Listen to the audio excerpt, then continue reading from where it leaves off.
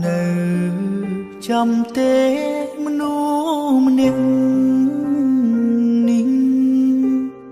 រឿងរ៉ាវច្រើនណាស់លបសាងរួមគ្នាខ្ញុំចាំថាពាក្យចុងក្រោយគឺពាក្យមលា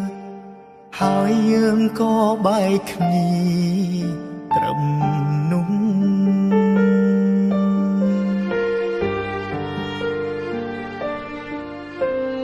ជាយាមខំបំភ្លេចកិច្ចពីអតីតខំបំភ្លេចរឹតនឹកគិតច្រើនលើដើមគ្រប់វិនាទីពេលដកដង្ហើមក៏ចាប់ផ្ដើមនឹកគេ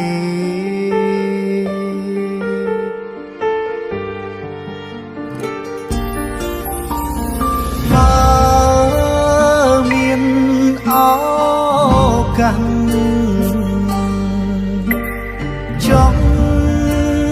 អោបកាយគេទោះក្នុងនាមជាអ្វីក៏បានដែរសុំពេលក្បែរត្រឹមមួយនាទី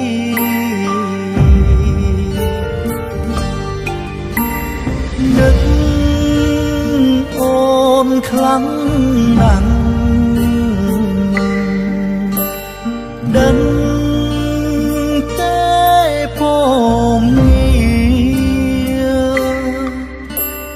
យំជ្រៅសន្សាមធ្លាក់ទឹកភ្នែកសោកានឹកពុំមានធ្លាប់ណាំធ្នមបី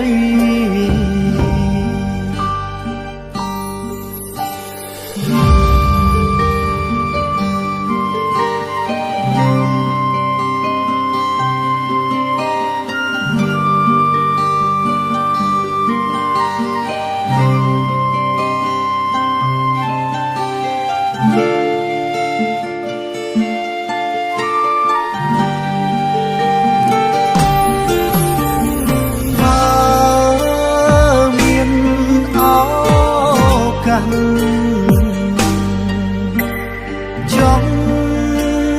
អោបកាយគេទោះក្នុងនាមជាអ្វីក៏បានដែរសុំពេលក្បែរត្រឹមមួយនាទី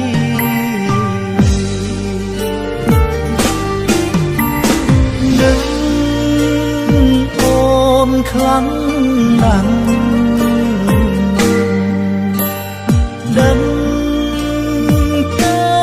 ពំនេះយំជ្រៅសន្សាមធ្លាក់ទឹកភ្នែកសោកានឹកពុំមានធ្លាប់ណាំធ្នមបី